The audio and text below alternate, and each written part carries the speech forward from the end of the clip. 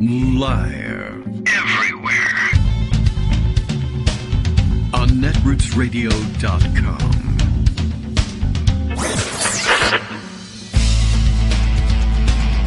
David Waldman.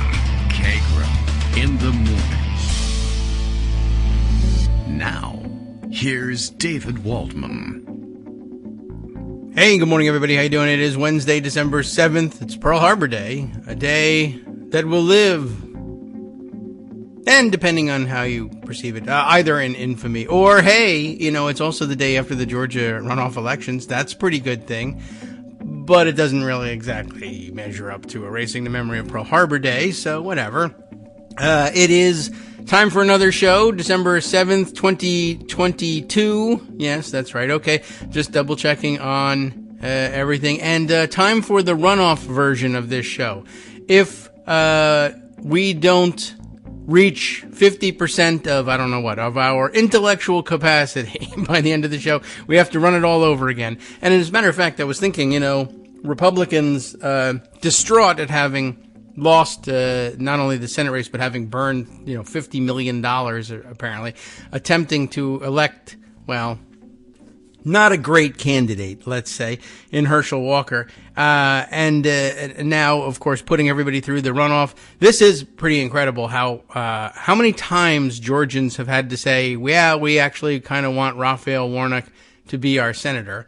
It was pointed out the other night that Warnock has now won 4 elections, essentially, to the same seat in the last 2 years, having won the first round in 2000, what year are we in again? 2020, and then winning the runoff in order to prove that he was actually the one that Georgians wanted to send to the Senate. And then, of course, because it was only a special election to fill 2 years of a term, has had to run for a full term this year, and won that race as well, and then had to prove that he definitely actually did win the race by winning the runoff as well.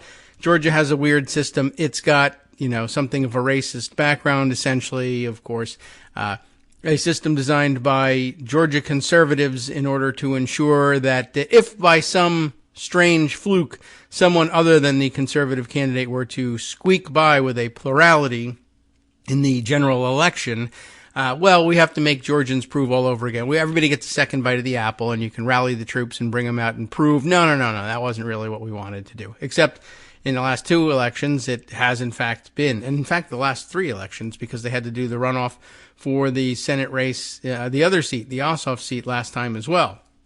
So enough. Congratulations at last, one, to my email inbox, which no longer has to strain under the load of Raphael Warnock fundraising emails, I think, unless there's a debt to retire. I suppose that's entirely possible. So, watching carefully to see whether that happens. Congratulations also in order, though, for Georgians for finally proving that they actually wanted to have Raphael Warnock in the Senate. And now it is legal wherever you see large crowds gathering or people standing in line. For the next couple of years, you are legally permitted to feed or hydrate the people in that crowd without fear of legal reprisals, at least until next time they are standing in a crowd for the purpose of exercising their sacred right to vote. The more important the mission for which they stand, one nation under God, indivisible, with liberty and justice for all, thank you, had to be done. It's like, you know, knocking, shaving a haircut, and walking away. Anyway, the point is, you can now feed anybody you want if they're standing in line for Taylor Swift concerts or barbecue or whatever it might happen to be. If they're standing in line for barbecue, eventually they'll feed themselves. But in the meantime, you know, they could be hungry. We worked up an appetite voting so many times in the last 2 years. But if they are there to do something ultra important to redirect the ship of state, for instance, no, you have to starve. Remember, you can be here with only one purpose. So they got some work to do down there in Georgia, and they're stuck with the Republican legislature to do it with. So I don't expect any change anytime soon. However, we're just glad this came out right, and it changes a lot of things in the Senate as well. I was thinking if they're looking for another trick there, the Republicans could say, well, because this is a Senate race, everyone knows you got to have 60% in the Senate in order to do anything. We put it in terms of 60 votes, but that's of course 60% of 100. We got to have another runoff just because it's the Senate, and you got to keep running off until someone gets 60%. And don't put it past them, because today is oral arguments in Moore v. Harper in the Supreme Court, which is just as ridiculous a fringe interpretation of things, reading things purposefully backwards and upside down in the Constitution in order to make a case for the independent state legislature theory. We've got some materials we can share with you on that once again, just to drive home for the 15th time how crazy this thing is. And, essentially just a total misinterpretation of the words there. We've been able to, a misinterpretation of words we've been able to interpret correctly for 230. Is that the number we put on it? 230 years. And now all of a sudden just realize, oh, wait a minute. In order to advantage Republicans this time in this election, maybe our interpretation of the Constitution has been completely backwards. And it really intend for us to read this at a fifth grade level. After all. All right. Well, plenty of that going on. We can get to that later. We still have that wacky profile of murdery trader Green that we can get through. Oh, that certainly feels like a Friday piece, but perhaps losing its relevance in the meantime, as I note today, the publication in Vice, which I have mixed feelings about Vice in general, but their publication. Running with the headline, "The Far Right is Dumping Murdery Trader Green." They used her other name in this piece. Tess Owen making the case that ever since Murdery has disavowed Nick Fuentes, the Fuentes followers and Groypers, remember the Groypers? That's Fuentes' people, have been attacking her, which, didn't you think that was going to happen? That's the whole dynamic, of course, with Donald Trump. And she signed on to the Trump agenda for various reasons, not the least of which is she apparently finds it worth spending her time groping cardboard cutouts. Not groiping, but groping cardboard cutouts of Donald Trump. She's got a special interest, we'll say, in Donald Trump. And but many other Republican politicians know very well that you can't criticize Trump. She doesn't want to. She has no motivation to do. She's actually, I think, all in on the agenda and whatever thought process might be there. But there are plenty of Republicans who are not 100% in sync with Trump, but they know they can't criticize him because if they do, the legions will come out and force them back into line. And all of a sudden, it turns out that there are other conservative-leaning lunatics who have found that the same dynamic can work for them. And lo and behold, they're now using them on Murdery Trader Green, who's been using them against others to keep them in line with the Trump troops. So, no surprise. We'll see how serious it is.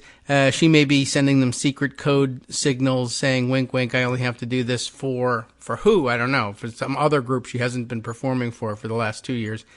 We'll see. In the meantime, Greg Dworkin is here, and I understand he probably was following the whole election thing as well, so maybe there's a story or two. Good morning, Greg. Good morning, and I'm still interested in whether Laura Loomer and Marjorie Taylor Greene are still feuding. I guess so, but, it's Laura Loomer, so they wrote about it once, and then that's it. Well, it's Marjorie Taylor Greene, so... Oh, that's true. Well, she likes to perpetuate those fights, so maybe she'll step it up. But she has to fight first with Nick Fuentes. He jumped in line and started fighting with her, and he gets more headlines than Loomer. She should chain herself to him. I just wonder if it's like a playground pickup game, like you choose sides, shirts and skins. I'll take Bobert and you get Gosar, and we'll try to see if we can recruit Louis Gohmert from the sidelines here, to referee, and we'll see where it goes. Because hey, Louis Gohmert's a real good candidate for speaker since Kevin McCarthy doesn't have the votes. That's true. Oh, bad news. Louis Gohmert has eaten the whistle. Sorry, he can't rap. It's stuck in his throat. Tweet. Y'all are going to have to tweet. Play with it. Tweet. Hey, punch him in the stomach and see if he squeaks. Well, Louis not a smart guy, but okay. So, I mean, there's some important news out there I really think we should cover. News, right at the top. Aaron Judge re-signed with the New York Yankees, so all is right with the world.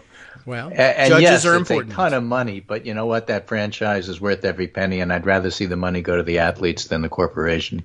Okay, I guess. So that's all I have to say. They'll at least go out and spend it, I suppose. Yeah, well, he's earning it.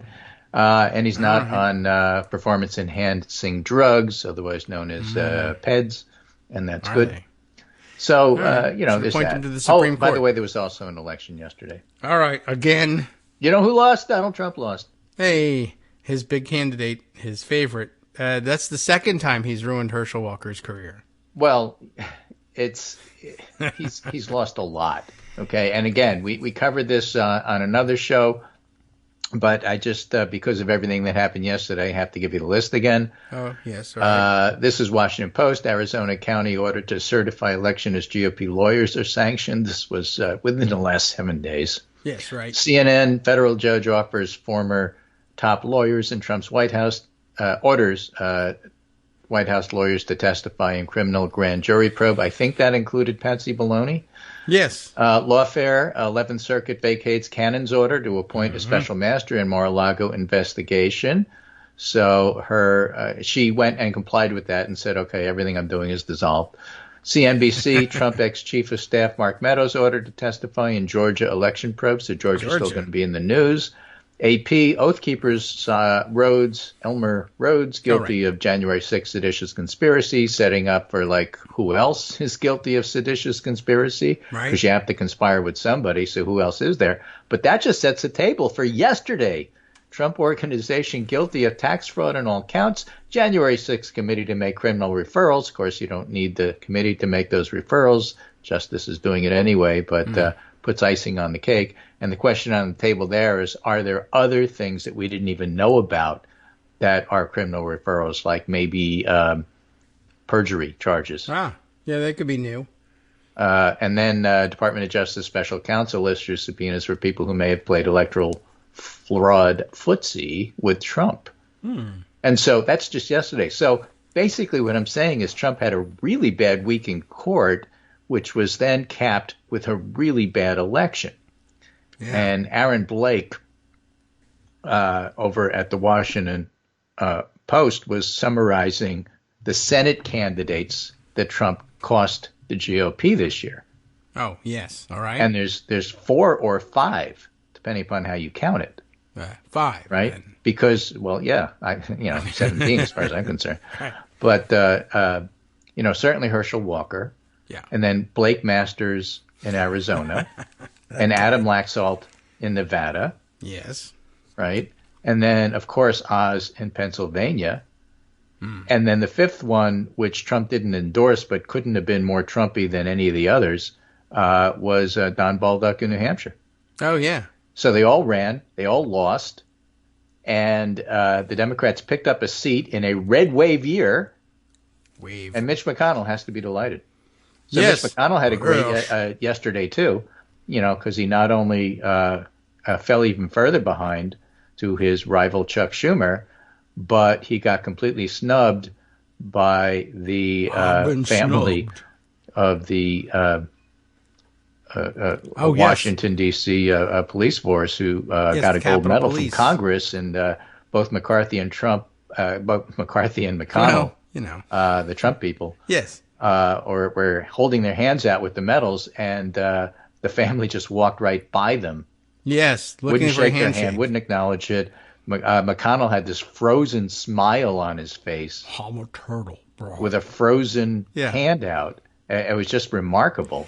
It's good video. And afterwards, the family said, look, I mean, they supported Donald Trump. I could not possibly shake their hand. It's just, that's the kind of day that the Republicans had yesterday. Yes, it was lousy. They didn't like it very much. I enjoyed it a great deal, but congratulations to all the folks who thought to express themselves that way yesterday. That was really remarkable. It makes for a great video. I can't show it on the radio, but I mean, they do. That's the definition of leaving them hanging.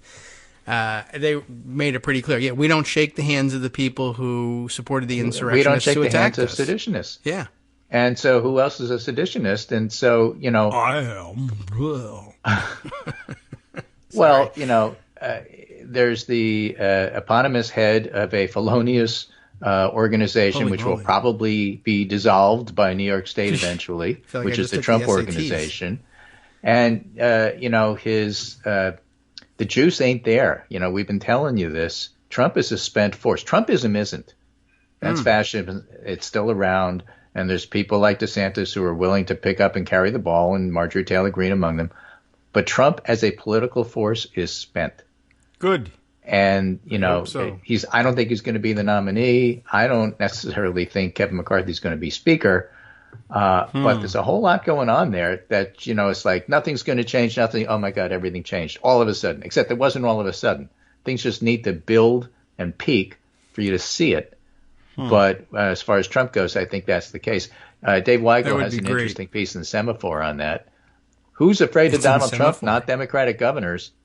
10 years have passed since Joe Biden predicted the Republican fever would break if they lost an election. 3 years ago, he updated the prediction. There'd be a post-election epiphany among my Republican friends if Democrats won. That might be happening in Georgia, by the way.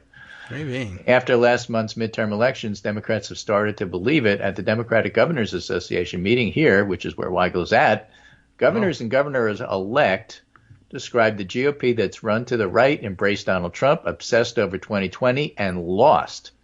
Has Carrie Lake conceded yet? It doesn't matter, as Josh Shapiro would say in Pennsylvania. Who cares? She lost. Yeah. He was talking about Mastriano in Pennsylvania, his rival who really didn't run a good race at all and got clobbered. And so, it's a spent force for Trump to endorse these people. The people that were on the crazy side, they've been kind of sent off to the frontier, said Wisconsin Governor Tony Evers, a winner in a landslide, 3.4 points. Warnock almost matched that. Over a Republican who Trump endorsed and campaigned for. If you're denying the last election or any election, I think the balloon has been popped. All right. Right. Cool. Minnesota Governor Tim Walz. Should. I don't think the fever's been broken amongst the Republican Party. I think it's been broken amongst the American public. Oh. If Republicans choose to continue on the path, certainly in Minnesota, they can't win. That's really the point. And so, when you go back and you look at some of the things that have happened, it includes things that happened with Ralph Warnock. Yeah. Sahil Kapoor has this tweet. This is from the Pundit Roundup. Warnock's campaign manager, Quentin Fulks, tells NBC, this win vindicates their strategy to aggressively court independents, swing voters, and soft Republicans. When it turned out to be Herschel Walker, we immediately looked at the landscape and saw an opportunity to say we can make this race about the Reverend versus the running back. And if we did that, we could control our own destiny within this cycle. All right. I didn't get any emails that said that, though. But there could have been other campaign operatives or another campaign that could have said, okay, Walker has all this baggage. We're going to run to the left and just try to turn out as many of our voters and let Republicans eat their own. We didn't do that. I guess. Right? And Dave Wasserman says, to my eye, Senator Raphael Warnock is on track to prevail by 2 to 4 points. By that standard of the 2021 runoffs, that's a Democratic blowout. Which is right about anybody who wins in this environment in a red wave year by 2 points, that's a landslide. That's true. So, you have to step back and look and say, okay, so Reverend Warnock is actually a brilliant politician, which has surprised nobody. You don't get to speak at Martin Luther King's church on a regular basis if you ain't good. That's true. Right? He's got talent. But this incredibly talented politician who ran and won 5 races in the last couple of years. Yeah. He had to win the Democratic primary. Right. Then he had to win an election. Yeah. Then he had to prove he won that election. Then he had to do a runoff. Then he had to win another election. And then he had to win another runoff, and he won all 5 for 5. The guy's good. Yeah. Okay? But the point is What that is the point? he only won by a couple of points, and Walker got, 48% of the vote. Yes. There are structural reasons for why somebody as brilliant and talented as Reverend Warnock could only get 51, 52% in Georgia. right? When you're running against structural issues, Yes. off your election, et cetera, all the things that we talked about for the general election, which are all true and remain true now, you have to appreciate when brilliant people run brilliant races, even if they only win by a couple of points. And that's just as true for somebody, let's say, like Mandela Barnes, who only lost by a point or two against an incumbent in Wisconsin, which has a state government which, like Ohio, basically is trying to make everything completely undemocratic, small d. Right. So, you can't blame Democratic candidates who came close but lost when they lose in a structural environment that is absolutely tilted against them. Yes. Mandela Barnes ran a good enough campaign, which in a different year would have won, and then he would have been a brilliant strategist, I guess that's true. You might say the same for Stacey Abrams, who had a actual competent incumbent Republican governor to run against this time. Yeah. Again, everything's stacked. And part of the whole thing about Georgia, and again, we've talked about this on the show, but it's worth reminding people, and Eugene Scott pointed out this the other day. Georgia's runoff system was created in 1964 after the urging of Denmark Ruver, who blamed black voters for a re-election loss and proposed runoffs. Ruver later acknowledged the runoff system was intended to suppress black political representation. The whole runoff system is built on Jim Crow. That's what Warnock was running against. That's what I mean about structural issues. Yes. He should have run outright, So, again, if you get rid of weekend voting and if you shorten early voting and get rid of absentee ballots and put up all these barriers and then you have incredible turnout that overcomes that, you watch the Republicans turn around and say, see, the Democrats were lying about voter suppression. There wasn't any. Look at these record turnout. When you jump over a barrier, that barrier is still there. Yes. So you can't just lie and say, well, there was no barrier. I mean, that guy ran a hurdle race as if there were no hurdles. So therefore, there weren't any hurdles. I see. That doesn't follow. There were hurdles. You just jumped over them. So, it's all part and parcel of a system. Game. And again, speaks to how good the campaign was. And again, this is the whole turnout persuasion thing. Turnout gets you 95% of the way there. Persuasion gets you the other 5%. In a close race, that 5% matters. And so Herschel Walker's inability to persuade anybody that he was a decent candidate, let alone persuade soft Republicans they should come out and vote for him, is why he lost. Yes. And, it's why Warnock won. The problem is that if Warnock were running against David Perdue, it's not clear Warnock wins. It's not clear he loses. He would have run a different race, would have been a different race. But Georgia is still, slightly pink. You want to call it purple? Fine. It's periwinkle. Okay. If you like. If you like. But it's not an easy place for Democrats to win. And the fact that Warnock did is just a complete testament to him and the kind of campaign that he ran. And in a sense, you can back off a little bit, look at the bigger picture and say what Warnock did, in effect, is put together a Biden coalition, which is how Biden won Georgia, which is what you have to do in places like Georgia. Well, anything Biden does is a Biden coalition. Yeah, but, you put together Democrats, soft Republicans, independents, women, college-educated whites. This is what you have to do to win in places like Georgia. Yes. The difference between Georgia, where you win by a half a percentage point when you do that, and North Carolina, when you lose by a half a percentage point or 3 points, is that Georgia has Atlanta, Metro Atlanta. Mm-hmm. And the research triangle in North Carolina is only 41, 42% of the vote, if I remember correctly, whereas Atlanta is more than 50. So, it's like winning Clark County, Nevada. If you can do that, you're a good long way to winning. You can't win the research triangle and guarantee you win in North Carolina, at least not yet. Okay, but we'll have to populate it a little better. So people who run races that are good, like Sherry Beasley in North Carolina, but lose to structural issues, are still good candidates who ran good races. Yes, so don't forget to listen to them about what to do next in that state. Exactly right. And, the other part and parcel to remember about Georgia, again, it's not that I'm so brilliant to know these things. I'm just listening to people who remind us of stuff. Okay. Is Lucy Macbeth. Oh, yes. Karen Handel. 2018. Yeah. Georgia 6. Nobody thought that was going to flip. That's true. That was the beginning of making Georgia that much less red. It's now 2022, 4 years later. These things take time. So if you're going to build on a Sherry Beasley run in North Carolina, it's going to take time. It's going to take time to fix things in Wisconsin or Ohio, like Tim Ryan ran. You know, for Ohio, he ran a fantastic race. Came as close as he could, given the structural issues. Right. You know, and so you got to invest in those, 50-state strategy things, as Howard Dean might say, rather than just give all your money to Washington so that they can triage as they see fit. That doesn't mean wasting it on people who can't win. You know, don't spend the money trying to fight Mitch McConnell.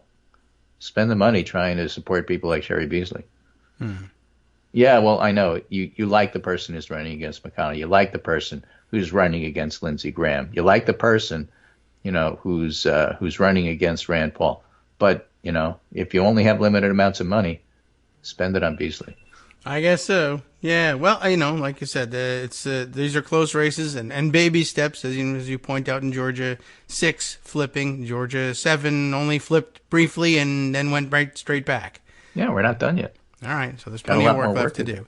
Okay, well, it's been a long haul, and I was thinking a lot about what you were saying about Warnock having to win 4, maybe depending on how you count, 5 elections in the last 2 years, and I was thinking about this last night, just sort of comparing him to, he'll have his share of TV appearances and everyone keying in on what he's doing, but after he gets back to the Senate, he'll calm down a little bit. Meanwhile, we'll never stop hearing from Rick Santorum, who is nearing a quarter century since he won an election, and they can't stop putting that guy on TV. But it's a very specific. Well, like you said, an expert is somebody who did one thing once. That's right, and he's lost once, so he's an expert in figuring out how elections will go, especially when it comes to his. He'll lose. All right, we'll be right back 2 minutes from now. Hi, it's me, David Waldman, the same guy who was just talking to you a second ago. Our Patreon subscription drive is still going strong, with over 175 monthly donors who help keep us on the air. If we've helped keep you going during the pandemic, why not return the favor and help us keep going so we can all be together for the next disaster? Patreon.com, Patreon.com, makes it easy to make secure, recurring monthly contributions to support our show. Patreon.com/KagroX gets you straight to our donation page. Maybe you'd like to thank us for keeping you sane during the Trump era. Maybe you're looking forward to in-depth explanations of what's going on in the Biden administration.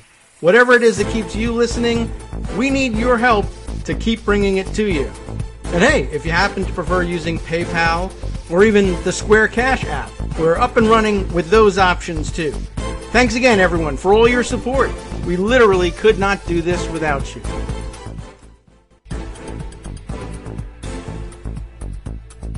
All right, welcome back now to the Kagro in the Morning Show here on Netroots Radio. We have lots more to catch up on, both here and abroad, as it turns out. Something's Greg was reminding me, and lots of people are reminding me through various social media that something strange is going on in Germany at the moment. Right, and so I had just a few minutes to practice my pronunciation of Reichsbürger.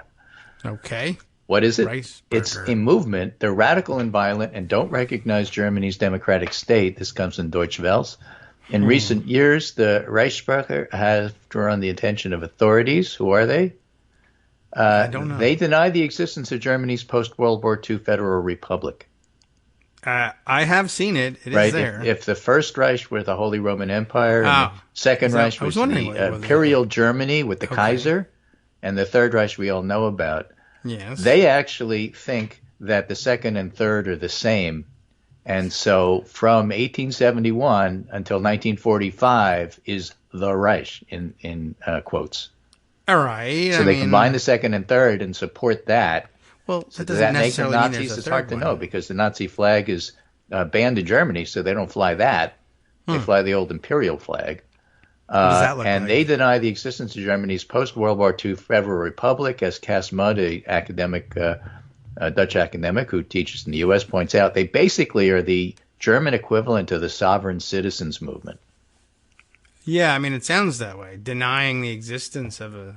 I don't know what even... So they combined the Second and Third Reich. Yeah, I mean, they believe the current state is no more than an administrative construct occupied by the Western powers, and for them, the 1937 borders of the German Empire is what they go by.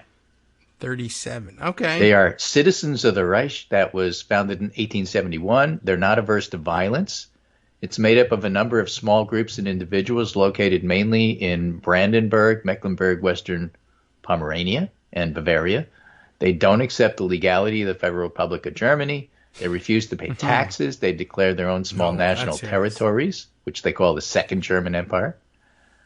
And members of these groups print passports and driver's licenses for themselves.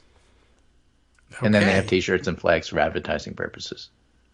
And so, just you like can think of them as Germans. just crackpots, but crackpots what just happened, and this is a story in the Washington Post, German police arrest 25 over far-right plot to overthrow the government. And up until they tried to kidnap and kill Gretchen Whitmer, you could laugh at these plots. Yes, plots. You could plot over these plots. But, the fact of the matter is that they can be dangerous. Authorities accuse most of these arrested of being part of a terrorist organization, according to the public prosecutor's statement. And here's where it gets interesting. While the remaining 3, including a Russian national, were detained on suspicion of being supporters. So the question on the table here, and this is from the Washington Post, a Wednesday statement from the federal public prosecutor said members of the group, which was founded in November 2021, subscribed to a range of conspiracy theories, including QAnon, the right-wing extremist Reichsbürger movement, which denies the existence of the modern German state. The accused are united by a deep rejection of state institutions. So the question is, what kind of ties do they have with the nuts here? Yeah, good question. And I brought up the Gretchen Whitmer kidnapping, not inconsequential.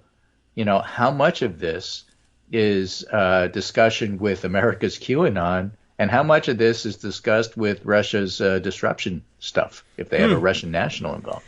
Yeah, that is interesting. That's an interesting angle. I don't know that that's entirely compatible, the whole Second Reich thing. Well, and don't Imperial assume it's going to make Russia. sense. I'm just telling you. Oh, okay.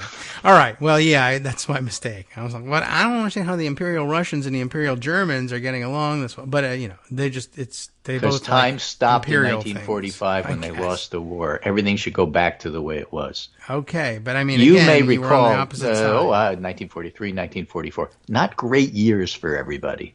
Right, but they were cooperating briefly beforehand, the Russians and the Germans. So maybe they wanted to get back to that. Yeah, since November 2021, the members of the council have regularly met in secret to plan the intended takeover of power in Germany and the establishment of their own state structures. Yes. They've created a structure similar to a government cabinet with departments for justice, foreign affairs, and health. They had a military arm, which would have been involved in the armed takeover. The body included former members of Germany's armed forces. Recruitment efforts were targeted toward members of the military and police, the prosecutor said. Sounds a lot like our Oath Keepers. True. They all have a thing for spiky helmets. Right. I suppose. According to Germany's Die Zeit newspaper, one of the defendants posted on Telegram shortly before the raids that public prosecutors would soon find themselves in the dock at Nuremberg 2.0. Okay. But in fact, the suspects will all appear in court today and tomorrow. Yeah, Federal Republic. So, flaky, weird, kooky, out on the fringe, and totally related to everything we're seeing here in the United States. Interesting. So don't dismiss it. So, and the Russia angle made me think, too, as you were recounting all of the things that the Trump magic has faded on and all the losses, and maybe the Republicans will at some point wake up to the idea that Trumpism is a loser electorally, and then you start to think back, well, yeah, how is it that he won that time anyway? The thing that convinced them that it was magic and they should all follow it is he, quote unquote, won that election. And gee whiz, if it isn't maybe now just a little more plausible that the Russia hoax that's finally being, getting a second look in the light of everything else they're going to indict him for, or should indict him for, I should say. maybe you want to look at that weird anomaly that for some reason one particular election worked well and every other one has been an abject failure. And there's this one factor that we're all wondering, did this have anything to do with it? I'd like to take a look back. Anyway, maybe the Germans will give us the opportunity to do that since they're now colluding with Russia as well. Good idea for the imperial. And by the way, I'm just still not sure why they think they're entitled to 3 Reiches or something. Like they like as if they combine the second 2 into 1, then they automatically get entitled to a third. Well, why? As the Marx I'm not certain Brothers, where that comes from. Once said, well, you get there by viaduct. Oh, viaduct. Right. Vi 3. I guess. Reich. All right. I don't know. Weird. You can't expect it to make sense. None of it makes sense. All right. Well, in that case, I will ignore the rest of it. Okay. Thank you. You sent me the point is flags they're violent as well. people with guns. Yeah, that's all right. Let's get rid of them. And you can do that in Germany. They have stronger laws about this stuff because they've been embarrassed once or twice by the way these guys behave.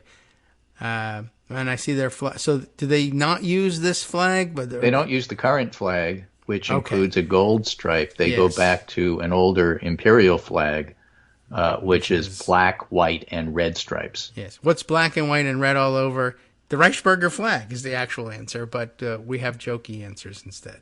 Yeah, exactly. Okay, well, now we know, and I guess they sort of use that, and like I said, probably the spiked helmets. Those were distinctive.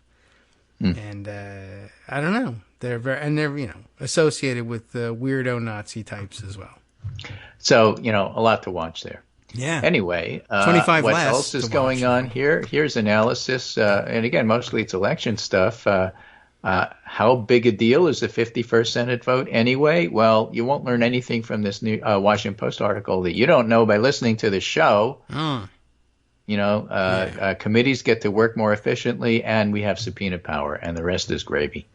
Yeah. Judges, you might say, well, we already had judges. You just get judges a bit faster. Yes, although it'll be remarkably faster. They'll be able to really move them now because it was a real slog getting them through a 50-50 Judiciary Committee, and now much easier. Right. Good. Greg Sargent has a nice piece. Raphael Warnock, with Herschel Walker's help, is now a national voice. This is E.J. Dion, sorry. Raphael Warnock is now a national voice. Georgia proves character matters and issues another blow to Trump. The result also is a tribute to Warnock's skill at balancing progressive goals with a moderate, unifying, and prayerful demeanor. As Jack Jenkins, a religious reporter, noted, the religious left won an election in Georgia yesterday. Mm-hmm. You don't think there's a religious left? Let me introduce you to Reverend Warnock. Okay. I mean, that's what Nobody he is. talks about him except our old friend Pastor Dan. But, there is one. Yeah. It exists. And apparently they can win elections. All right. Go normies. Yeah, exactly right. And so, this is revenge and triumph for the normies. That's exactly what it is. All right. I got it right. Excellent. Arrest Donald Trump. Yeah. Greg Sargent comes up with a remarkable factoid here. In 2004. 2004. Okay. Right? That's George W. Bush. Yes, I remember that guy. Won Arizona, Nevada, Colorado, New Mexico, Georgia, and Virginia. In 2020 and 2022, Democrats won Senate and presidential races in all of them. All right. So, you know what? Yeah, Ohio and Florida may be lost to us for this generation. But we can replace We'll them. trade that for Arizona, Nevada, Colorado, New Mexico, Georgia, and Virginia. That's more. Yep. Yeah, okay, good. Yes, and we get a shot every once in a while in Ohio, and there is a Democratic senator still. Well, you have to rebuild the parties there and get rid of the corrupt, New York Democrats and get rid of the ineffective parties in Florida, and go back to basics here. In one sense, I guess you can step back and say, "Do you remember Jimmy Carter?" In one sense, I guess in that sense, yes. He used to be president, but do you remember he used to talk about something called the New South? Yeah, not as much him, speaking about it in my mind, but it certainly was a thing of his. Yes. Bill Clinton, Arkansas. Yes, that guy I remember. It's real. All right. And so sometimes it takes 20 years to see it. But Georgia was a segregationist state. That's true. Well, Virginia, for that matter. Okay. There were, governors. There were. From Georgia. Right. Who were fairly famous. I mean, just think Lester Maddox. Mm-hmm. This one's no good, but, he's no Lester Maddox, but... true. All right. So I see what you mean. Over time, things are changing, and it has a lot to do with, in some cases, a lot of northern repopulation of places that metro areas. Yeah, metro areas, but also exurbs as well. I mean, I know exurbs are thought of as Republican territory, but if there's Northwest Georgia is, that's where Marjorie Taylor Greene is from, that's who supplied Herschel Walker with the votes. That's true. I'm wondering if that's a place we can make Metro inroads. Atlanta, Because the model here in Virginia, Loudoun County was the exurbs for a long time, and it too was solid red when I got here, and is pretty firmly blue now. It was purple for a while, and good job. Yeah, I mean, it was just you should me. take credit for it. I know. It's obviously you, because who says it's not? Very clearly true. All you have to do is award me title to land in your area, and I will occasionally come around. It's very, I'm borrowing this part from the English. I just come around. You give me a castle wherever you are, and we'll come around and ensure democracy reaches your exurbs as well. Right. But you all have to serve in my army and stop planting for the season. Oh, and Casmud reminds us that it's not just the Reichsbürger. It's also the Netherlands and Sweden and other places where you really have to keep an eye on right-wing movements. Right? I remember. He was like the original in that area. That's true. Okay, so keeping a watch. Not just the Reichsbürger, but what do they call them there in Dutch? Hamburglers. Maybe. I don't know. I'm not sure. I'll have to check in with it. But they were the original, weirdo backlash super right. Well, maybe not original. It's Le Pen new in Amsterdam, France. I suppose. I guess so. All right. So everybody has their reactionary new rights, and you can't let them get together. Now, in the process of having the Trump organization found guilty on 17 counts of felonious activity, part and parcel to the core of the case was that people like Alan Weisselberg would get perks. Yes. For being part of this small family organization. The Trump Org is an umbrella for 50 different companies that you spin off so that you can, commit fraud 50 times instead of once. And also have Trump steaks, Trump waters. Well, it's the Hyde stuff. Yeah, right. The purpose is to shuffle money around, right? Yeah, Alex Jones style.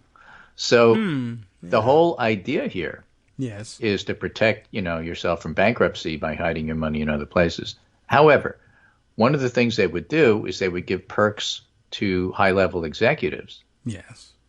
So that they'd pay to have an apartment for free off the books, so you didn't have to pay taxes on it. They would pay to send your kids to, expensive schools, so you didn't have to pay taxes, and so on and so forth. Yes.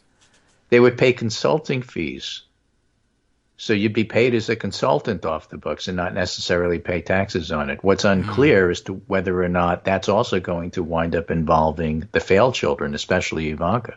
Yeah, because that's been mentioned in the past. That's one of the ways that she got paid. Yeah, that's right. My point here is just getting money. The Trump family is a crime family. Yeah, right. And now it's proven. That's their organization is. And whether or not it gets criminally referred to them is a different issue, but they're clearly a crime family. And that is behind, as we were talking about the other day, but this article that I'm about to go over by Mona Charan in the Bulwark makes it totally clear why the right needs Hunter Biden. I was thinking about that. That must be it. They think his story assuages their guilt, but it doesn't. What, in effect, they're trying to do, too long didn't want to read, is that they need to make the Bidens into the Biden crime family, starring Hunter Biden. That's the whole point here. Yeah. Because there is a crime family. It's named Trump. They can't deal with it, and they have to shift into whataboutism, and that's what this is all about. That's why they cannot psychologically or logically or strategically or in any way, shape, or form give up on Hunter Biden.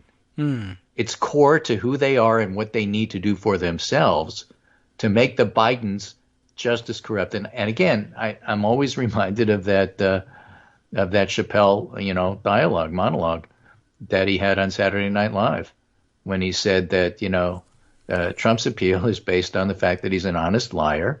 He tells us that everybody's corrupt, and I know because I'm part of the system, and that's part and parcel of the worldview of MAGA.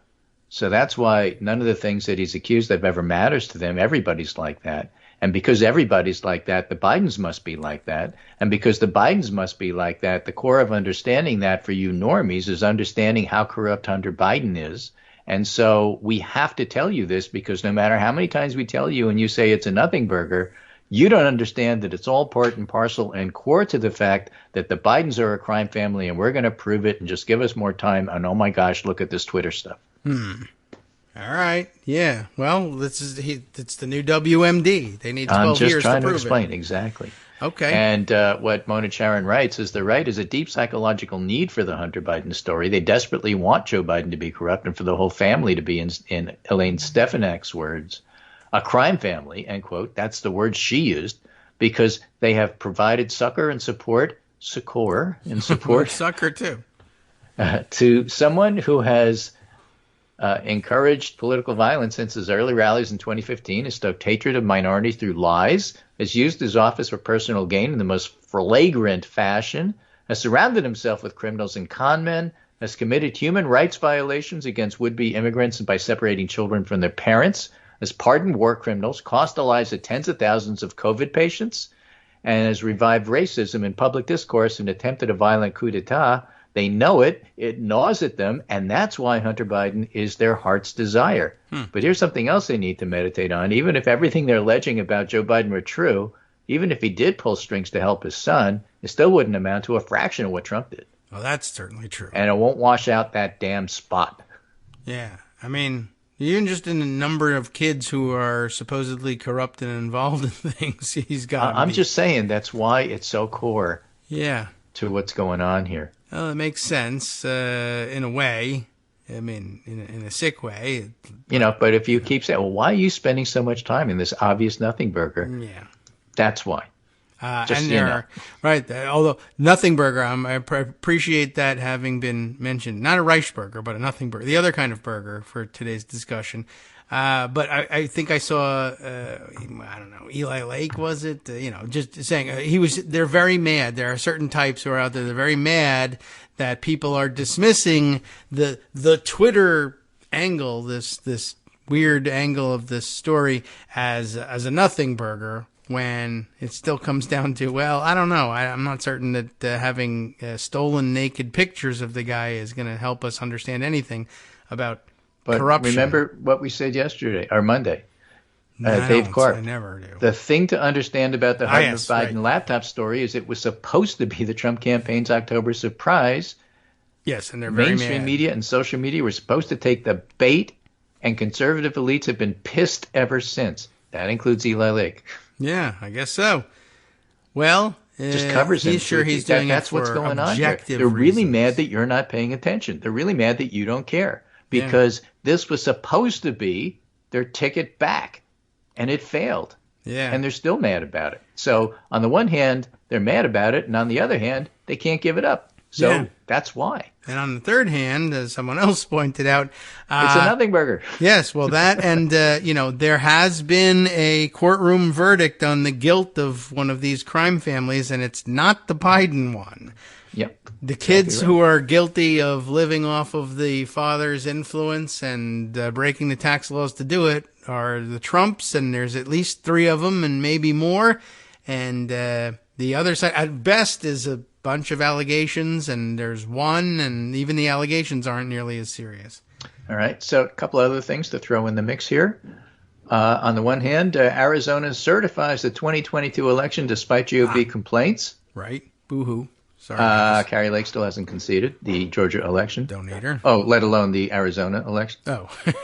Right. Well, she won't concede any of them. Okay. All right. Well, but election good. results have largely been certified without issue, Politico says. That's on the one hand. On the other hand, Andy Biggs.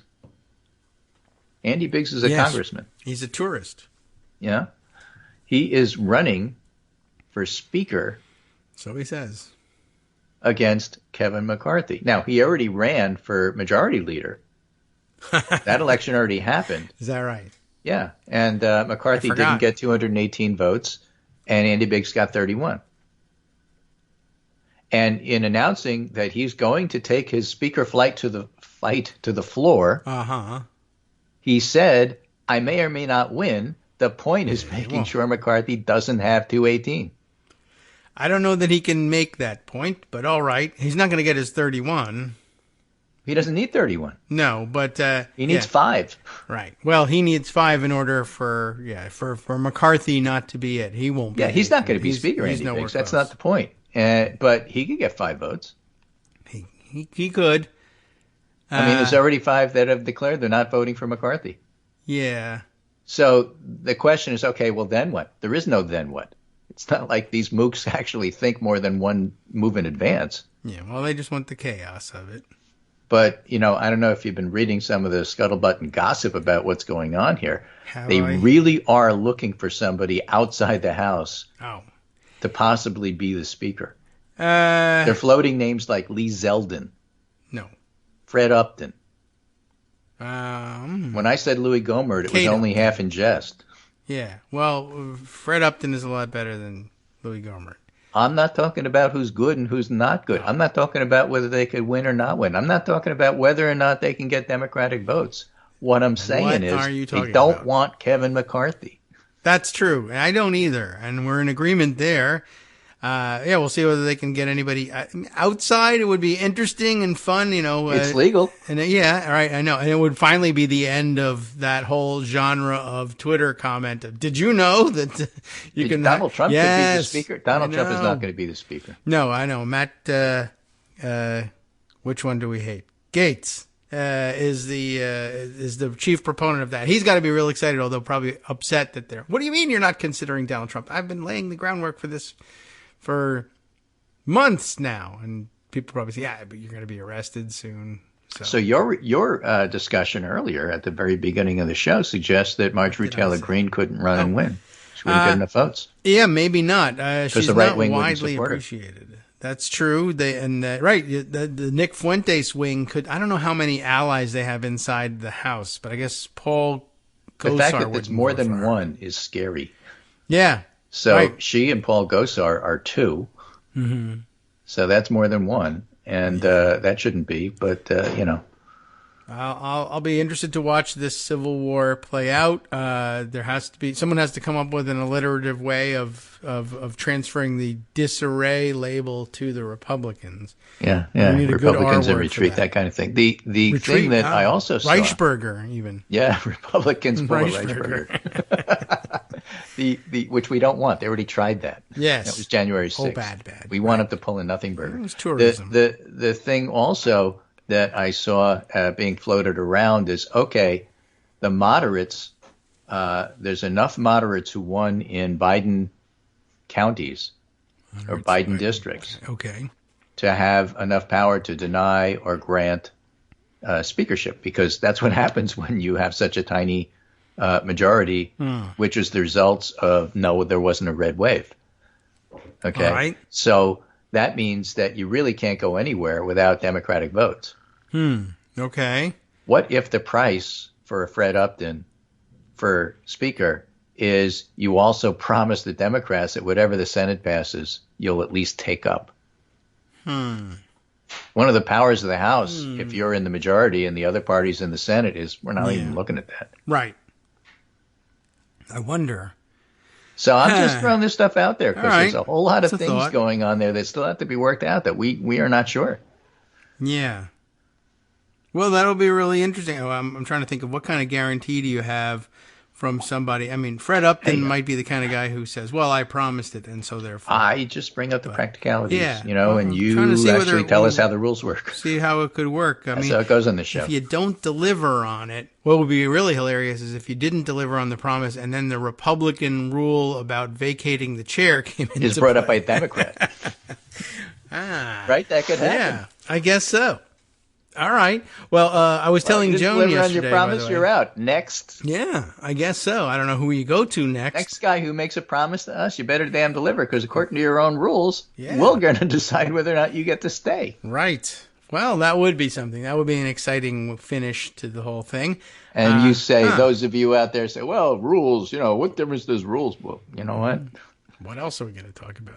I was telling Joan one of the proposals for the vacating the chair thing. They're now hedging their bets a little bit, and I wouldn't be surprised to see them do this. But somebody has come up with a vacating the chair rule that says, all right, but you have to wait at least 7 months before you're allowed to offer one. And then when you do, if it fails, you can't offer another one for 60 days, trying to give the breathing room to the leadership, which they might actually want to have. They might want to build something like that in. I don't know if the numbers are right, but they're already worried about it. Anybody can vote to vacate the chair. It doesn't have to be leadership, but it has to be in a day that doesn't end in Y. That might work. That's the kind of structural barriers to voting that they love to construct. They look facially neutral, but they're impossible to clear. All right. Wow. Well, so lots to consider, and another day in the week to do it, too, as we come up to our second break, which means you've done it again. Well, I got to the break. I'm just saying you have to step back and look at the leadership fight with McCarthy as you don't guarantee that he's speaker. And even if he is, what price does he pay? And if he's not somebody else's, what price do they pay? This is a mess, folks. It's not going to be easy to run the House. You don't understand what kind of job Nancy Pelosi did until you see somebody else try to do it. Right. Okay. Well, we may have the chance. We'll see somebody try and do it. I don't know who it's going to be. I see some video of McCarthy on TV saying some wacky things. I'll try and figure out what they mean. Thanks, Greg. Remember, he's campaigning. Yeah, I guess so. But, I mean, I don't see how this one helps him. I'll bring it up after the break. Maybe you can listen in, but we'll hear from you again tomorrow. Take care.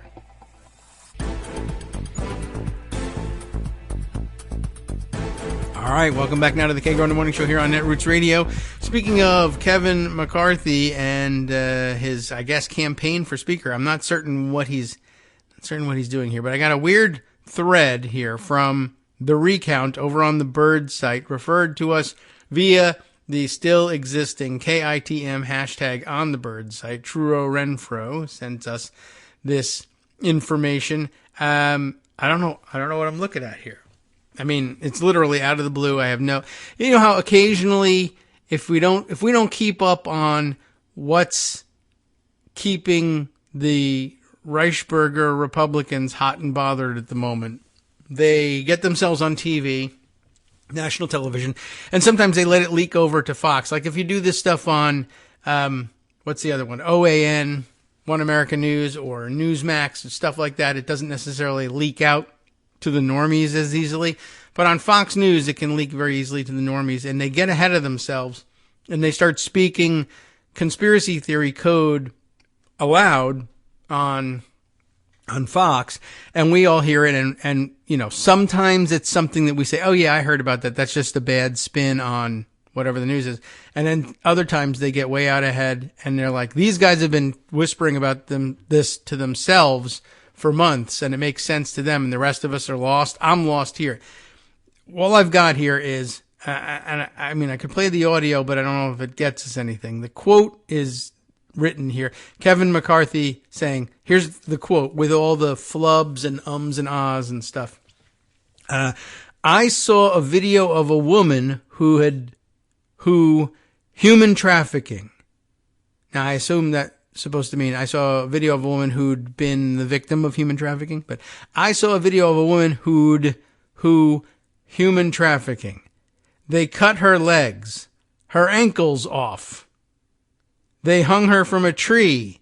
they put her on fire. Now, I'm not certain that this isn't a Herschel Walker quote, but this is attributed to Kevin McCarthy. There's more to the thread, but I'm just curious, like, what this is supposed to be. And here, the next one is, I guess, now we're just joking about what it is he's saying. And I don't know. Anyway, there's no explanation. Everything else, all the responses are a joke. I was hoping that maybe there'd be a thread that would explain what this is supposed to be and where this is coming from. And I cannot figure out what it is, but I guess she's trying to say, there's more in the closed caption here. Closed captions are auto-generated. I saw a video of a woman who human trafficking. That matches up so far. Oh, now they're not going to show me the rest of it? All right. Well, at any rate, I guess he's on and they're talking about Georgia and he must launch into some kind of craziness about the border issues and so therefore something, and you should vote for Republicans, even though there's no opportunity to vote for any Republicans for the next 2 years, something. But he wants to be, so I don't know. He's babbling about something. If anybody knows what the hell it's actually about, by all means, do let us know. It's always, I was going to say it's always worth it, but it's not always worth it. I was going to say it's always entertaining. It's not actually entertaining, but I don't know. Somehow, I guess professionally, I feel like I have to keep up with what are the kernels of truth behind some of these things so that we can figure out where they're headed mentally. All right. Let me double back now to that Vice piece that I told you about right up at the beginning of the show and actually read about how the far right is dumping Murdery Trader Green, and see how we feel about this piece. Tess Owen, the writer, has been waiting a good hour for us to read this thing ever since Representative Murdery Trader Green disavowed white nationalist live streamer Nick Fuentes, and that's a mild way of describing him. The far right has viciously turned on her, which is terrific. And let's have more, please. Congresswoman Murdery Trader Green was once a darling of the far right, apparently not anymore. Republican Representative Green disavowed white nationalist live streamer Nick Fuentes, who's now getting cozy with disgraced rapper Ye, formerly known as does he say Ye? Right? Ye, Kanye. I don't know, Ye. How old am I? Hear ye. That's what his name is, obviously. It's short for hear ye. Man, I'm very old with an E on the end. And his racist anti-Semitic ideology. Oh, yay. In a tweet last month, ever since, Fuentes' followers, known as groypers, have viciously turned on her. They do everything viciously, though. They brush their teeth viciously. They love to pose as vicious people. Green's tweet was prompted by backlash to a dinner hosted last month by former President Donald Trump at Pervalago, featuring Ye, who is in the midst of a very public anti-Semitic meltdown, and Fuentes, who actually builds his life around anti-Semitism. His whole life is a meltdown. Anyway, the dinner catapulted Fuentes into national headlines and exposed him and his friends in high places to an unprecedented level of scrutiny. But Green's condemnation of Fuentes came about 10 months too late. She was widely criticized for speaking at his America First Political Action Conference in Orlando, Florida earlier this year, but brushed off the criticism, claiming simply that she didn't know who he was. Trump used the same excuse following the controversial dinner. While Fuentes, who nobody knows who he is, but he keeps showing up with prominent Republicans for dinner and rallies, while Fuentes and his army of groypers may have been okay with Green claiming not to know him, I don't know, they were not at all happy about her recent disavowal of him and say it's the latest evidence that she's sold out her far-right fans and betrayed their white nationalist America First movement. She has.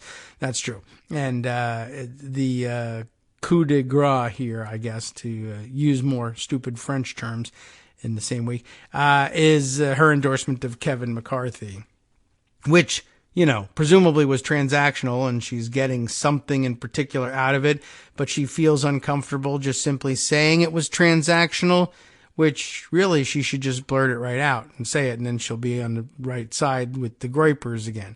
Anyway, Only weeks earlier, she rebuffed her far-right colleagues in Congress by calling on them to back Representative Kevin McCarthy in his bid for re-election as House Speaker. It says re-election, but of course, he's never been House Speaker. Re-election as Republican leader, which, when they're in the majority, would be the House Speaker. But, okay, just one technical correction here. McCarthy is viewed as an establishment rhino, a Republican in name only. He's pretty well Republican through and through, I would say. But, that's what the Groypers think. He's an establishment rhino, a Republican in name only by many in the far right. But Green knows she needs him on side if she wants to regain her committee assignments, which were stripped from her in 2021 after her statements on social media encouraging violence statements on social media, not her statements on social media encouraging violence, which it does, but no, these are her statements encouraging violence, which she published via social media. All right, so she's angry at her, as the writer here was it Owen, was it? Says it, her Democrat colleagues. It's Democratic is the actual word for that. One of the problems, I don't know whether this stems from it being vice, but whatever. Anyway, just for a moment, I wanted to back up on this. There's something strikes me as slightly wrong here too. Right, so she's viewed as McCarthy's viewed as a rhino, but Green knows she needs him on side if she wants to regain her committee assignments, which really, I don't think so. I mean, I don't really think that regaining her committee assignments is actually dependent on Kevin McCarthy or any Republican. I mean, they have the majority.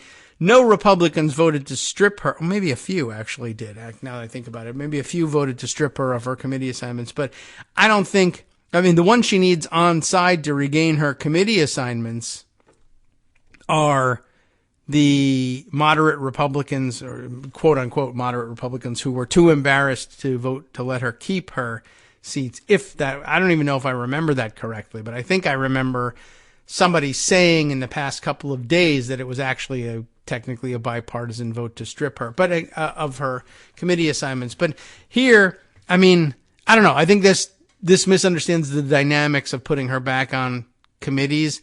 Of course, the committees are going to be reformed entirely this January, as everything in the House is.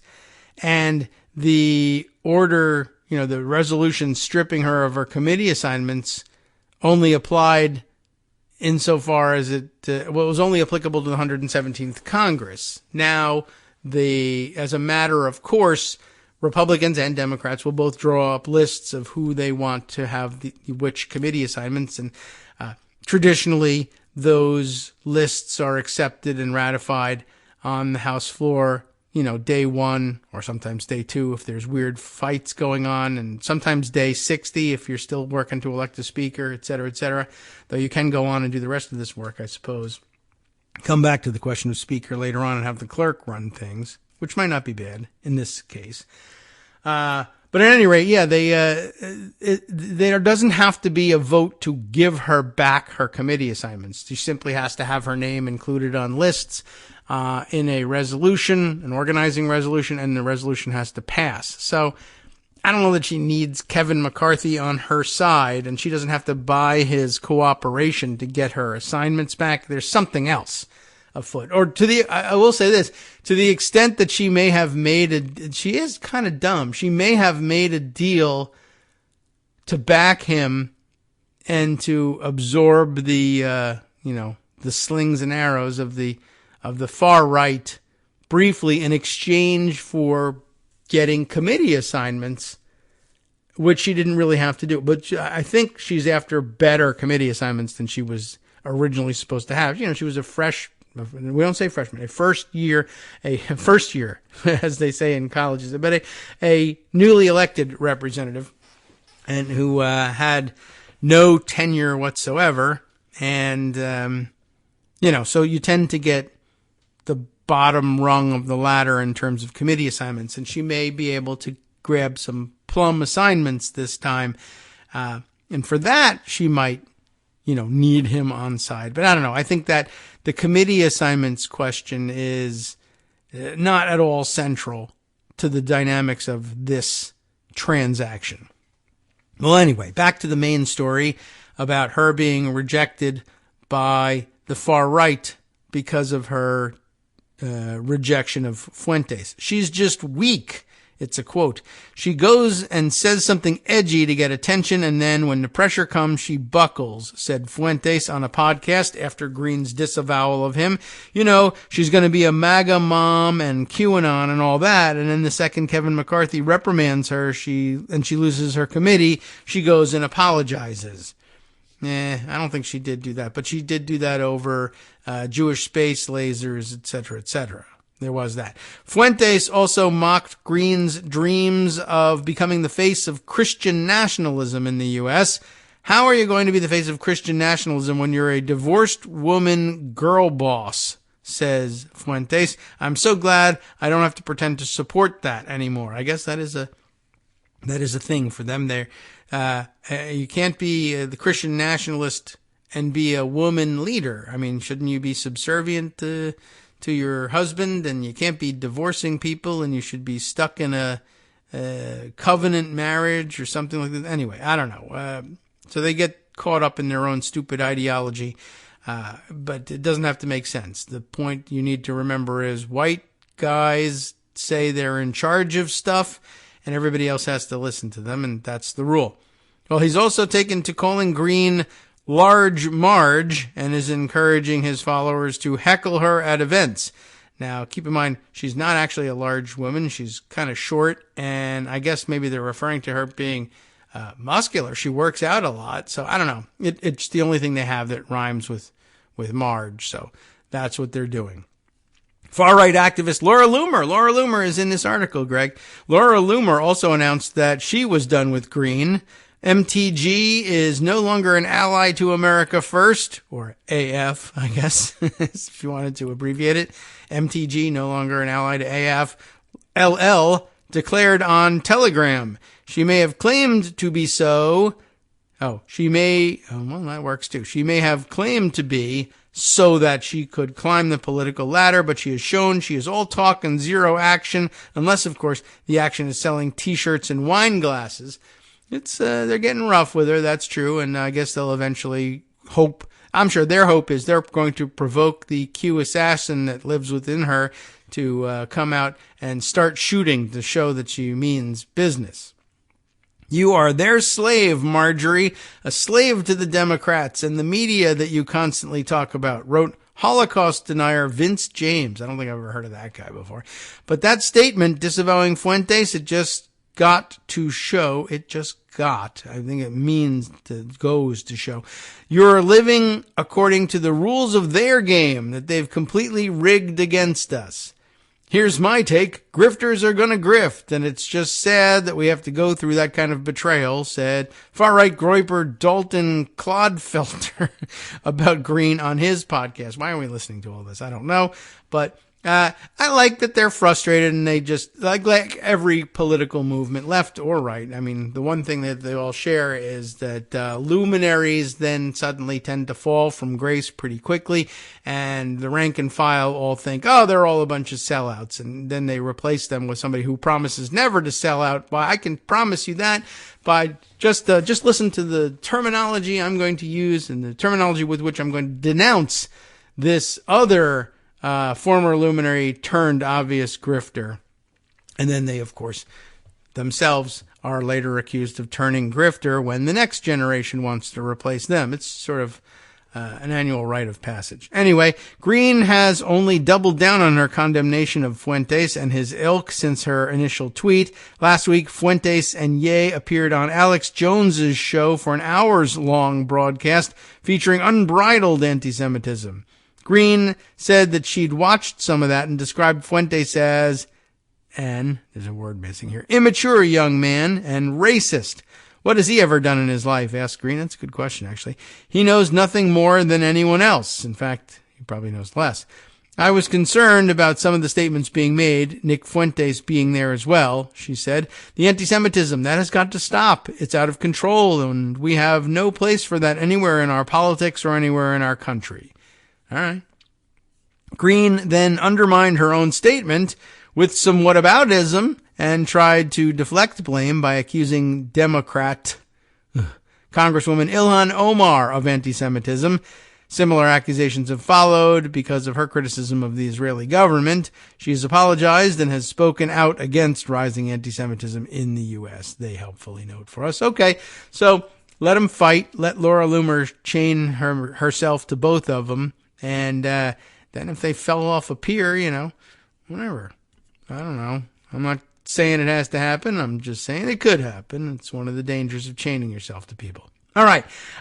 Here's some more Georgia news. This was one, and this also is from Vice, and I don't know if I saw it because I was already on their page, but I think I actually saw it separately. Someone else pointing it out. This is a minor Georgia politician candidate, anyway, who has an interesting story. Just another example of, it's every Republican accusation is a confession.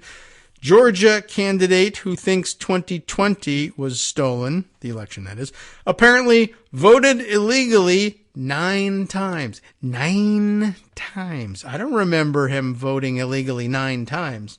Well, I don't know.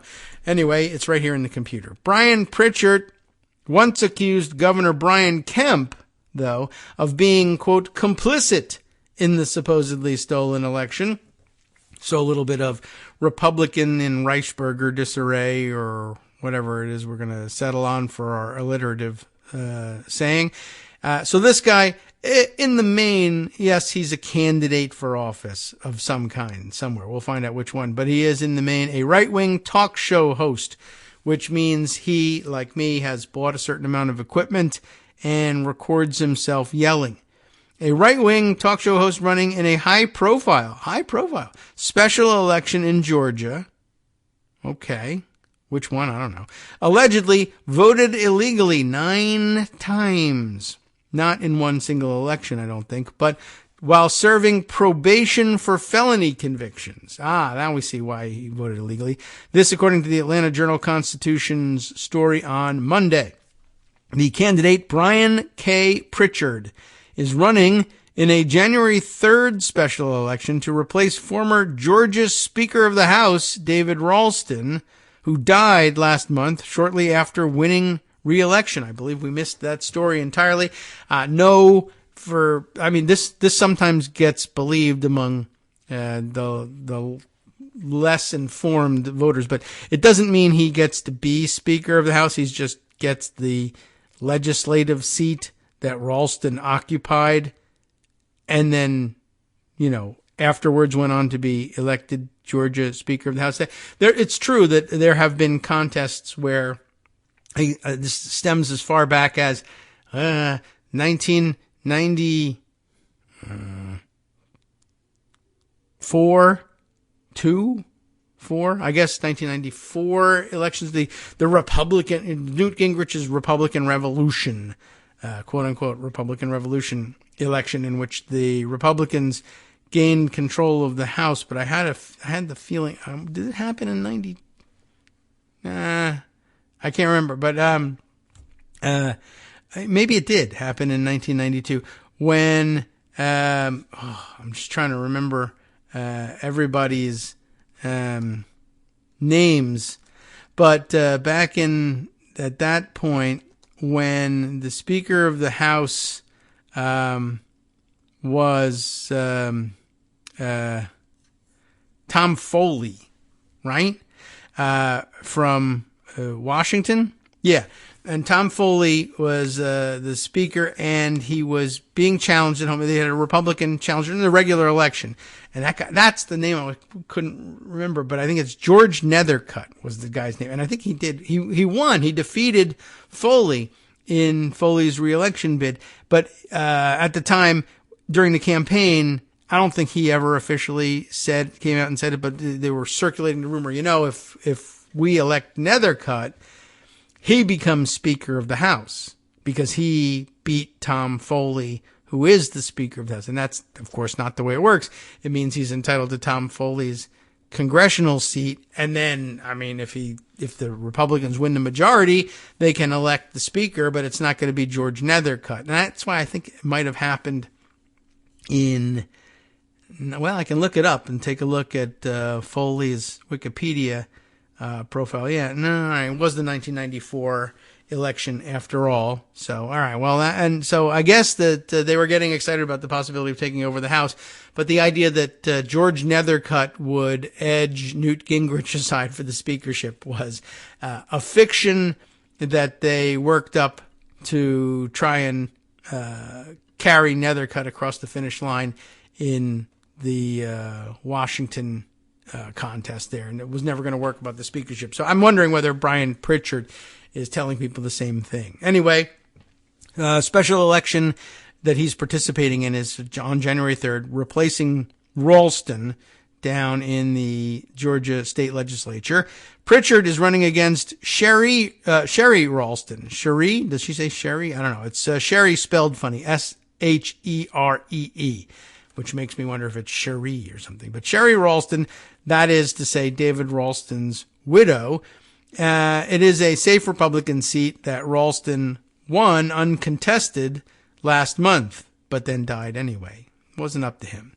Pritchard, who is now accused of voting illegally, has also falsely claimed that the 2020 presidential election was stolen from former President Donald Trump and accused Republican state officials of being, quote, complicit, according to the Journal-Constitution. When Pritchard first registered to vote in Georgia in January of 2008, he was still on probation after he had pleaded guilty in 1996 to felony forgery and theft charges in Allegheny County, Pennsylvania.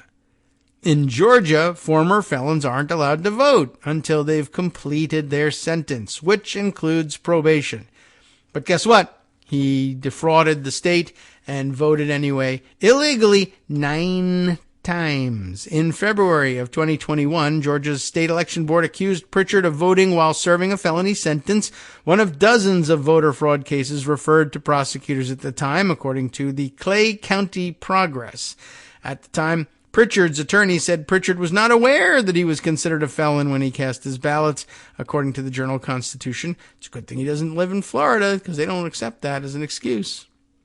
And last week, the office of the Georgia Attorney General, Chris Carr, one of those officials Pritchard's accused of being complicit in the stolen election, according to the papers, said in a filing that Pritchard had broken the law each time he voted. And this is, by the way, one of the more poorly constructed paragraphs I've ever seen. But anyway, I edited it on the fly while we're going. I'm not going to waste time with it. But so they need to hire somebody over advice. Anyway, Carr's office said Pritchard voted 5 times in 2008 and 4 times in 2010, according to Augusta, I'm sure. They really do need some editing work. Augusta-based TV station WDRW. Carr's office has requested a hearing in Fannin County, where Pritchard lives, for the week of January 9th after the special election. Sure, why not? Okay.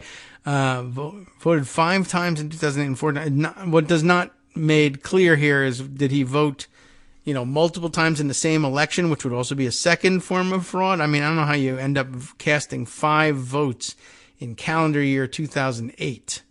Primary election, general election, maybe a primary and a general and a special election, and gosh, I don't know what else there could be, but okay. Pritchard could face up to $45,000 in fines, but he hasn't been criminally charged, and he wouldn't be disqualified from serving in the legislature if he wins the election, according to the Journal-Constitution, which is like the 19th mention of the paper here. Pritchard has vehemently denied the accusation. I mean, it's kind of factual. You have to take a look. Were you on probation at that time? Yes. Did you vote? Yes. Done. But he denies the accusation and appeared to imply that he was targeted due to his candidacy. That could be. I have not done anything wrong here, Pritchard, who also owns a media company called Fetch Your News, told the Journal-Constitution, 19th time, Monday. I guess if you're apprehending public enemy number 1, here I am. Okay. I will not be intimidated, Pritchard told the Dawson County News last week. I will not be bullied.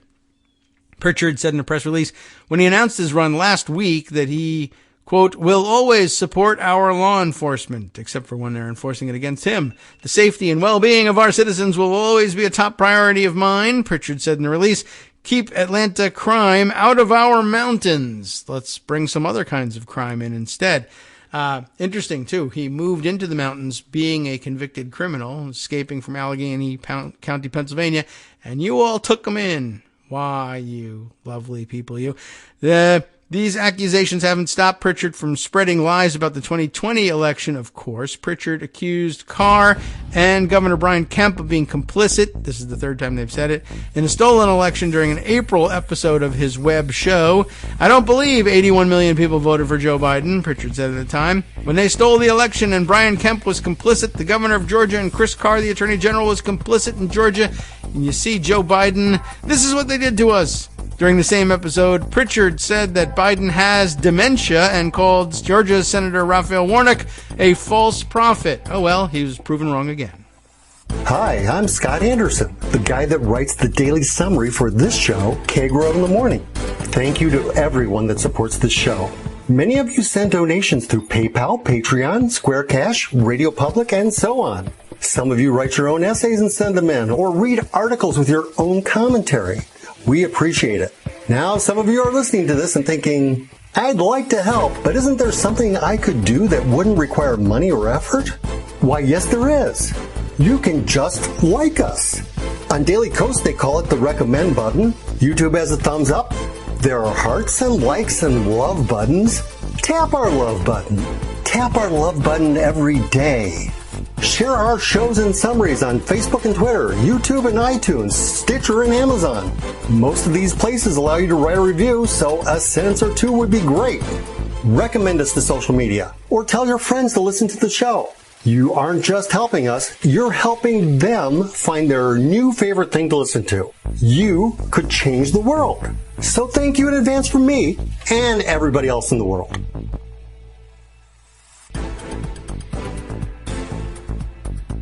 All right, welcome back now to the Kagro in the Morning Show here on Netroots Radio. Wow, all right, so we finished the story of the Georgia candidate who thinks the 2020 elections were stolen and who himself illegally voted 9 times. And just, I don't know, one more for the files, I guess. Other things to move on to. There are a couple of interesting stories from, the other various states. Let me grab this one. We heard, of course, about the criminal referrals being made by the January 6th committee, which wasn't necessary, as Greg mentioned, and not everyone necessarily heralds as any, event of great import necessarily, but it makes for good headlines and adds to the bad news for the day for the former guy, and we can all appreciate the interest in that. This slightly different from the Washington Post. Justice Department subpoenas Arizona, Michigan, and Wisconsin officials in the Trump January 6th probe. The requests to multiple counties Trump targeted in his effort to reverse the 2020 loss are among the first issued since Jack Smith, the special prosecutor with the fake name, was appointed to his job. Amy Gardner, Isaac Stanley Becker, Yvonne Wingett Sanchez, and Patrick Marley. Get the byline on this Washington Post piece. It's a big team effort. And here, a poorly framed, but how many pictures of Jack Smith have they actually got to go with? But it looks like they've taken his picture from, I don't know, whether he's sitting at a podium somewhere, maybe testifying at some point, and they got this weird angle on him, and he looks like a floating head. What can I tell you?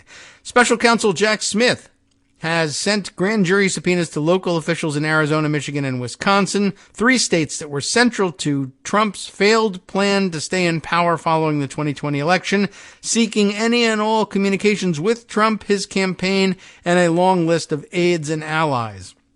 It's a little late in the game, and I have questions. We'll see how much the officials in these states claim has been lost, purged, destroyed in routine data dumps, what have you, between now and 2020. The requests for records arrived in Dane County, Wisconsin, Maricopa County, Arizona, and Wayne County, Michigan, late last week, and in Milwaukee on Monday. officials said.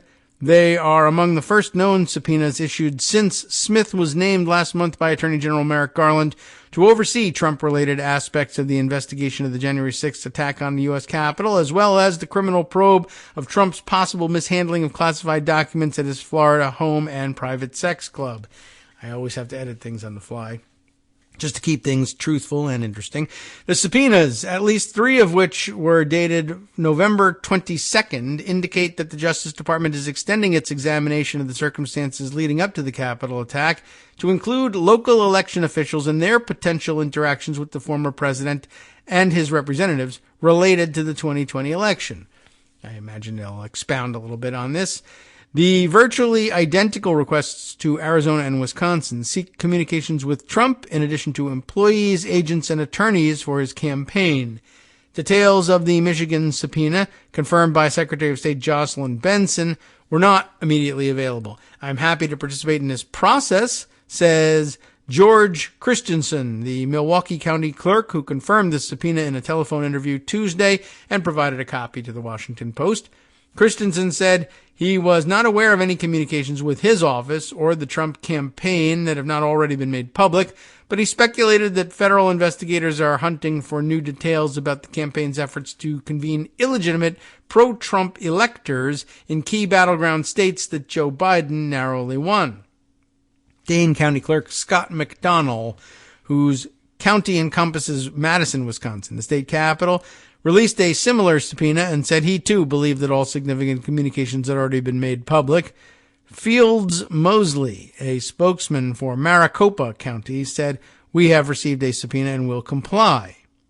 Officials in Wayne County, home of Detroit, confirmed the subpoena but declined to provide details. The Justice Department spokesman declined to comment. The department's long-running January 6th investigation has moved beyond the large pool of people who directly took part in the bloody riot at the U.S. Capitol to focus on other aspects of the attempts to overturn the election results. Prosecutors are examining the fundraising, organizing, and rhetoric that preceded the riot and looking at failed efforts to authorize alternate slates of electors. They secured subpoenas this spring and summer for communications between Trump's inner circle and scores of campaign officials, potential electors, and others. After Trump declared last month that he would again seek the White House in 2024, and by the way, I'm thinking more and more about what Greg was saying and how wonderful it would be for him not even to be able to win the Republican nomination and to go out from politics and business too, I guess, as an abject loser would be perhaps the most fitting end, besides hanging him, of course, but perhaps the most fitting electoral end, certainly the one I prefer in the end. And I'd love for his last venture out to be a clear loss. Anyway, after Trump declared last month that he would again seek the White House, Garland appointed Smith, a longtime federal prosecutor who once headed the Justice Department's public corruption section, to oversee the elements of the January 6th investigation potentially related to the former president. The public integrity section, I think, is what they actually call it, and it's got a pretty good professional reputation for nonpartisanship, but fairly serious group of people who work there. I can't remember. There was somebody who a long time ago was also the head of the public integrity section, and who was leading, I think, as worked as special counsel in investigating Gingrich some years ago. And I think that's where the public integrity unit first came to my attention, or at least the reporting about what their reputation is. So we'll see. But by the same token, I will say they're so steeped in this professional reputation that they may turn out to be the just like Robert Mueller and Comey and in some ways Merrick Garland as well, that they are lauded as institutionalists and who do their work without prejudice or favor, but are also essentially walking on eggshells the whole time and will say, well, it really looks pretty bad, but me, I'm not going to make waves by indicting anybody. And then everybody's left to try and interpret this for themselves and nothing happens. It's a possibility. We'll see whether he's cut from the same mold or not. Or maybe he's learned lessons along the way. Because if he's working in the public integrity unit, most of the lawyers there who were working on these things that resulted in major reports or hints that people ought to be indicted, you have to believe that they were rooting behind the scenes for an indictment, but came to understand that politics got in the way of it, and maybe they promised themselves, if I'm ever in that position, I'll do things differently. We'll see. All right, where do we leave off? Right. After Trump declared his candidacy, Garland appointed Smith. Smith's overseeing also the Mar-a-Lago criminal investigation, which began this spring after months of disagreement between Trump and the National Archives and Records Administration over boxes of documents that followed the former president from the White House to Mar-a-Lago, his Florida residence and private sex club and dungeon as well. I just thought I'd throw that in there. By the way, extraordinarily generous in the way they frame that, right? They're overseeing the Mar-a-Lago criminal investigation, which happens after months of disagreement between Trump and NARA over boxes that followed the president in a passive voice. These, of course, are classified documents that were stolen from the White House by Trump, and the disagreement was Trump said, they're mine and they're not classified and I'm allowed to have them. And NARA said, no, you should be in prison. It's a clear violation of the law. Give us the documents back and just pray that no covert assets have been compromised or killed in the meantime. There wasn't a disagreement. It's like a disagreement over, one guy says, I'm just making a withdrawal from the bank. And the cops say, well, you robbed it. That's not a disagreement in the traditional sense. That's just one guy lying about the crimes that he's committed. Anyway, court papers say more than 300 documents marked classified were eventually recovered from Trump's home. You know that story. There was a search. The FBI was there. Justice Department is examining whether Trump may have mishandled those materials. I think you can say he did at this point. And they're also investigating whether he may have destroyed government property or attempted to obstruct efforts to retrieve the materials. Previous subpoenas in Arizona and other battleground states targeted by Trump have been issued to key Republican players seen as allies in his pressure campaign to reverse the results of the 2020 election. Maricopa County, the sprawling Arizona jurisdiction that is home to Phoenix and more than half the state's voters, was among several localities on the receiving end of that pressure. The Post could not confirm Tuesday whether the latest round of subpoenas went to local officials in any other states. The Office of the Secretary of State of Pennsylvania, another 2020 contested state, declined to comment. State and local election officials in other contested state, one other anyway, Georgia, said they knew of no subpoenas arriving in the past week. Officials in Clark County, Nevada, the sixth contested state, declined to comment. The Arizona subpoena was addressed to Maricopa County Elections Department, while the Wisconsin versions were addressed to the Milwaukee and Dane clerks. All seek communications from June 1st, 2020 through January 20th, 2021. The requested communications include those with Trump's campaign manager, Bill Stapien, and other advisors such as Boris Epstein. I'd love to see him get in more trouble at some point. Attorneys identified include Trump campaign lawyers Justin Clark and Matthew Morgan, as well as those serving in other capacities such as John Eastman, Rudy Giuliani, Sidney Powell, and Cleta Mitchell. Those three subpoenas, while sent out by Smith, were also signed by U.S. Attorney Matt Burke, Assistant U.S. Attorney Matt Burke. Trump and key allies tried to avert his narrow loss, of course, in the 6 battleground states through a lengthy pressure campaign. For instance, after losing Wisconsin by about 21,000 votes, Trump sought recounts in Milwaukee and Dane counties, the state's most populous and most democratic jurisdictions. The recounts showed slightly worse results for Trump than the initial tally, but Trump used the process to ask the state Supreme Court to invalidate hundreds of thousands of votes, a proposal the justices rejected.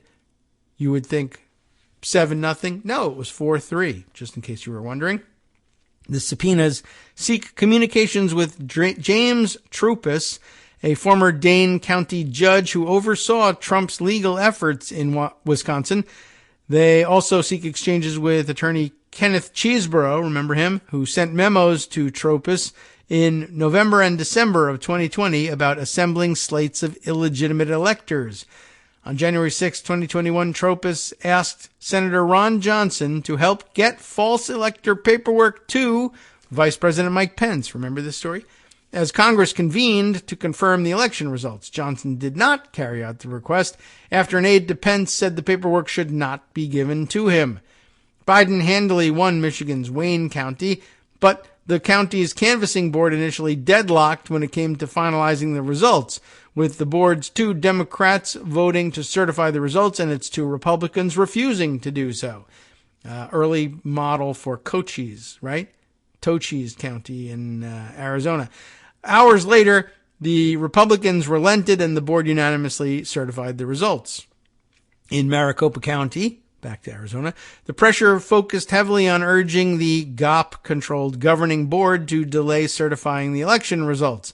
Then Supervisor Steve Chukri, a Republican, has said he met with Giuliani at the state capitol in mid to late November of 2020.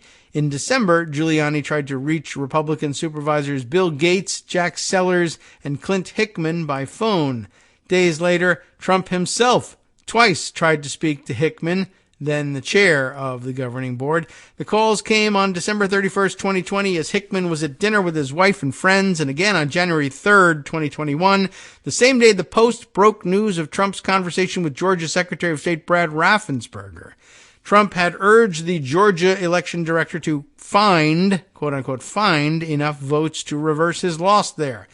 And he was presumably looking for the same from Hickman. Hickman, who had been told by the Arizona Republican Party chair Kelly Ward to expect outreach by Trump, let both calls go to voicemail. Hello, sir. This is the White House operator. I was calling you to let you know that the president's available to take your call if you're free, one voicemail said. If you could please give us a call back, sir, that'd be great. You have a good evening. And be a insurrectionist, if you would, please. After the county board certified the election results, Trump and his allies sought to discredit them, pushing what would become a months-long inspection of ballots and voting equipment ordered by the GOP-led state Senate. The cyber ninjas, remember that? Some of the figures named in the subpoenas were either involved in or encouraged that haphazard 2021 review, which also ended up affirming Trump's loss and also, by the way, made his margins worse. He ended up losing votes in their audit. So anyway, I just thought I'd point that out at the end of that. Okay, so maybe the hammer coming down for some other people, and it seems that the crazy recorded Georgia call was just one of many that he was attempting to make in various states. So, valuable information. Let's add to that, because today is the day when Moore v. Harper is heard, or might even be currently underway. Oral arguments in the Supreme Court. We'll just add another angle to everything that is wrong with that. This from Tabitha Abu El-Haj, who writes at the Election Law blog, where, she writes under the headline, "The Profound Ahistoricism of Moore versus Harper." This is an interesting angle on things, in addition to, the ahistoricism of the legal interpretation that for 230 years we have said that the constitutional prerogative for state legislatures to determine the time, place, and manner of federal elections has been uniformly understood to mean just that, time, place, and manner. Like how will the outcome be determined, especially when it comes to selecting members of the Electoral College? By appointment, yes or no? And if you're going to have federal elections, those, of course, had to be done by actually having the elections. But time, place, and manner. And what general manner, really, is the word that's missing there. And it is missing, so I can't force it to be in the Constitution. But it was always understood and interpreted as being, well, the very basics would have to be set by the state legislature, but that there was no reason that they couldn't delegate the filling in of details to some other body responsible to the legislature, like boards of elections, secretary of state, etc. Anyway, this dives into the historical issues here. The Supreme Court will hear arguments tomorrow, she writes, about the scope of the state legislative authority to determine the time, place, and manner of federal elections. Petitioner's position is that the state legislatures are free from constitutional constraints, state constitutional constraints, in fact, when they make decisions about where polling places are located, how many hours polls have to be open, the terms on which early or absentee voting is available, and most importantly, how congressional districts are drawn. In making these choices, state legislatures, they argue, do not need to abide by state Supreme Court decisions interpreting their state constitutions. Why would you ever make such an argument? Election lawyers, constitutional scholars, and interest groups from across the political spectrum have raised significant questions about this interpretation of the Elections Clause. Lots of links here. I'd like to read those articles too, but no time for that today. They have questioned the practicality of this so-called independent state legislature theory, and they have raised doubts about the evidence supporting petitioners' textualist and originalist claims. Petitioners have been chastised, we've read a little bit about this, for relying on fake historical documents and for cherry-picking quotes from famous 19th century legal commentators. Few, however, have highlighted the more profound ahistoricism of petitioner's position, or rather, I guess she probably meant for it to be the more profound ahistoricism, not just they're using bad information and fake quotes and they've come up with a new interpretation that nobody has ever adopted before, but it's just plain ahistorical. Petitioners make much of the dearth of evidence of state court decisions striking down state legislation regulating federal elections. In other words, they're saying, well, of course state legislatures have the power to regulate those elections and to do so free of state court interpretation of state constitutions. If that weren't the case, you would expect to see a large body of law stating the opposite. There would appear, you would see a large body of precedent of courts saying, no, I'm sorry, the state constitution says that that's not correct, and you would see the state legislatures abiding by it, except, well, there are any number of reasons why there wouldn't be such a record, and one would be because there are no cases, and there are no cases because everybody understood the situation to be different. Everyone understood the federal constitution to work differently, and everyone understood the state Supreme Courts to in fact be the final word on the state constitution's requirements when it came to elections and requirements of the legislature as well. And the fact that nobody ever thought to challenge it before because it was crazy and undermined the whole system to do so is the reason there is no precedent stating the opposite. And that can't really be taken as evidence that the opposite interpretation always prevailed. We just never knew it because no one ever asked.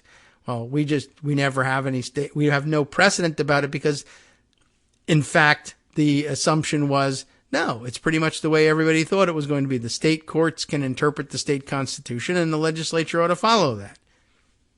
I mean, it's upside down and backwards, obviously. Okay, well, at any rate, few have highlighted the profound ahistoricism of this position, and they present, not only have they used fake documentation and legal arguments, they present no information about how elections were administered for much of the 19th century. Indeed, the reader of the briefs, an earnest law clerk, for example, could easily be left with the impression that elections in the early 19th century worked essentially like they do today. I mean, that would be the natural assumption, I guess. Nothing, though, could be farther from the truth. The kind of time, place, and manner regulation at the heart of Moore v. Harper largely did not exist until the late 19th century.